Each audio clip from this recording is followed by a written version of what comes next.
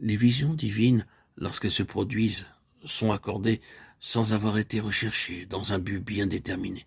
Elles se réalisent toujours. Elles ne suppriment pas le fonctionnement de la pensée et des autres facultés, au contraire. Quant aux visions sataniques, elles exigent, elles, la passivité. Elles se dissipent lorsque la pensée entre en activité. Elles s'opposent fréquemment à la vérité. Elles demeurent toujours stériles. Enfin, elles détruisent la foi qui doit se reposer en Dieu seul. Le croyant est obéissant à Dieu. C'est un acte de la volonté qui décide vouloir ce que Dieu veut, aussitôt que la volonté divine est manifeste. La fidélité dans l'obéissance n'exclut pas un très sérieux examen pour s'assurer qu'il s'agit bien de la volonté de Dieu. Quand il s'agit des forces de Satan, des contrefactions, elle implique une soumission passive, machinale, aveugle, à des puissances surnaturelles ou à des voix, sans consulter en aucune façon la raison, sans souci des résultats. Le croyant redoute alors d'examiner et d'analyser d'où viennent les directions qu'il reçoit. Il est soumis à Satan. Dieu donne la force par son Saint-Esprit qui demeure dans l'esprit de l'homme.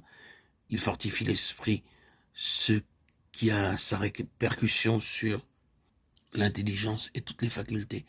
Celles-ci peuvent alors donner leur maximum, et l'homme peut supporter et accomplir ce que, sans Dieu, il n'aurait pu ni faire ni accomplir. Ephésiens 3,16. Quant aux mauvais esprits, eux, ils communiquent une force surnaturelle à celui qui est passif en son esprit, son âme et son corps. Lorsque cette force ne s'exerce plus, l'homme se sent inerte, épuisé. Un changement qu'il attribue à des causes purement naturelles et qui en fait que des forces des ténèbres, du diable. Dieu donne l'influence en ce sens que Dieu se sert du chrétien pour attirer les âmes à lui. L'attraction n'est pas vers l'homme, mais vers Dieu. Elle ne contraint pas, elle n'oblige pas, mais elle convainc les consciences.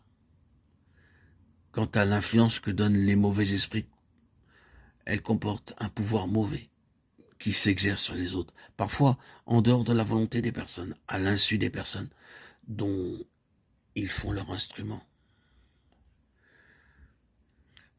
L'impression de source divine, de mouvement, d'inclination, d'indication dans l'esprit qui laisse intacte la liberté de la personne est d'ordre divin. Ces impressions de source divine sont tout intérieures et non pas extérieures.